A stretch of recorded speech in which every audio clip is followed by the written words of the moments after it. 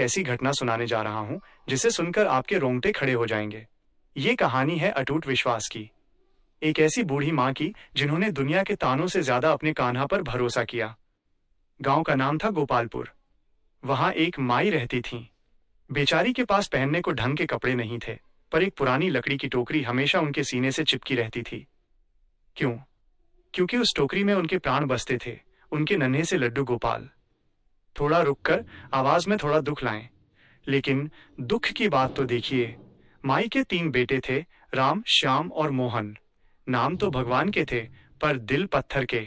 वो अपनी माँ की भक्ति का मजाक उड़ाते थे। एक दिन की बात है, बड़ा बेटा राम गुस्से में चिल्लाया, अरे ओ बुढ़िया, दिन भर इस पत्थर की मूर्ति के आगे क्यों रोती रहती है? घर में खाने को दाने नहीं है और तुझे पूजा की सूझ रही है। छोटा बेटा मोहन तो और भी आगे निकल गया। उसने माई के हाथ से टोकरी छीनने की कोशिश की और कहा, सुन माँ, अगर आज के बाद ये टोकरी घर में दिखी तो तुझे और तेरे इस कान्हा को बाहर फेंक दूंगा। माई की आंखों में आंसू आ गए। वो कांपते हाथों से अपनी टोकरी को सहलाने लगी और बुदबुदाई, नहीं बेटा, ऐसा मत कह। ये लकड़ी की टोकरी नहीं, मेरा सब कुछ है। आवाज में सस्पेंस और गंभीरता लाए। फिर आया वो मनहूस साल, जब गांव में भयंकर अकाल पड़ा। जमीन फट गई, कुएं सूख गए। बेटों ने एक खौफनाक साजिश रची। उन्होंने सोचा कि क्यों ना बुढ़िया को रास्ते से हटा दिया जाए। उन्होंने माई से झूठ बोला, मैया, उस सूखी पहाड़ी पर एक मंदिर है, वहां जाकर मन्नत मांग, तभी बारिश होगी। और हाँ, जब तक बारिश ना हो वापस पैर मत रखना। माई जानती थी कि ये उन्हें मरने के लिए भेज रहे हैं, पर उन्होंने एक शब्द नहीं कहा।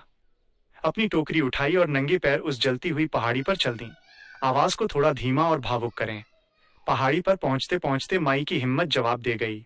भूख और प्यास से उनका गला सूख रहा था। उनकी टोकरी में सिर्फ एक सूखी रोटी का टुकड़ा बचा था। उन्होंने रोते हुए कहा, कान्हा, मैं तो मर जाऊंगी, पर मेरे गांव के बच्चों को पानी दे दे प्रभु। ये ले, आखिरी भोग लगा ले। तभी अचानक हवा चली। बांसुरी की मीठी आवाज सुनाई दी।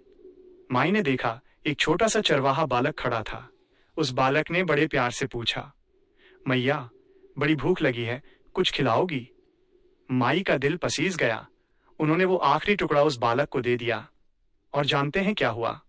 जैसे ही उस बालक ने वो रोटी खाई, बिजली कड़की और मूसलाधार बारिश होने लगी। उत्साह के साथ बोलें, और चमत्कार तो अभी बाकी था।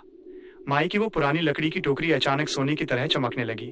उसमें से ताजे फल और पकवान अपने आप निकलने लगे। वो बालक गायब हो गया था, पर माई की झोली खुशियों से भर गई थी। जब बेटे भागते हुए पहाड़ी पर आए तो उनकी आंखें फटी की फटी रह गईं। उन्होंने मां के पैर पकड़ लिए और रोने लगे। दोस्तों, ये कहानी हमें सिखाती है कि जब दुनिया साथ छोड़ देती है, तब वो सांवरा सेठ हाथ थाम लेता है। अंत में, अगर आपको माई की ये भक्ति पसंद आई तो कमेंट में जय श्री कृष्णा लिखकर इस वीडियो को शेयर जरूर करें। मिलते हैं अगली कहानी में। सुझाव: इस